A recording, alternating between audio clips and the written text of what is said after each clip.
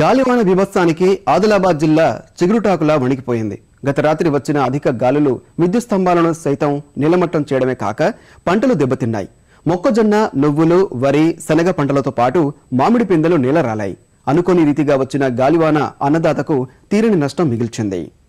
పెరిగిన ఎరువుల ధరలు, విద్యుత్ కోతలు, పంటను ధ్వంసం చేసే అడవి జంతువులు వీటన్నింటినీ అధిగమించి రైతన్న పంట పండిస్తే కాలం కాని కాలంలో వరుణుడు రైతన్నపై కన్నెర్ర చేశాడు. ఆరుగాలం కష్టపడి పండించిన పంటను నేలపాలు చేశాడు.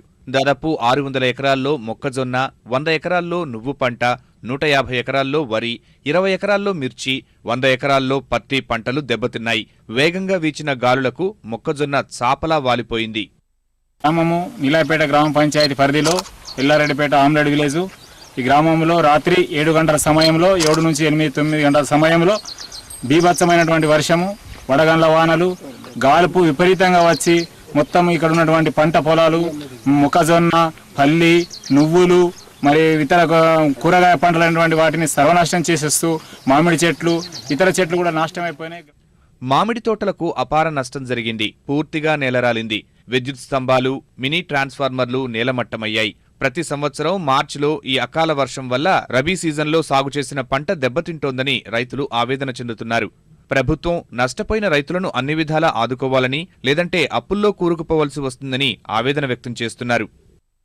4 లక్షలకు మేము తోట పట్టుకున్నాం. ఇది చిన్న గాలి వానకు వర్షంకు మొత్తం రాలిపోయింది. ఇప్పుడు తినమంటే ఇతులు లేకుండా అయిపోయింది మా పరిస్థితికి. 4 లక్షలు పట్టుకున్నాం సార్. గాలి వడగాలతో ఏదైతున్నదో అది పెద్ద బీభత్సం సృష్టించి రాళ్ళ వర్షం కురిసి రైతులను నట్టేట్లా ముంచడమే కాకుండా కరెంటు పోల్స్, కరెంటు టవర్స్, సంబంధిత ట్రాన్స్ఫార్మర్లు రాత్రి నుండి ఇప్పటి వరకు గ్రామాలన్నీ అంధకారంలోకి నెట్టేయబడ్డాయి.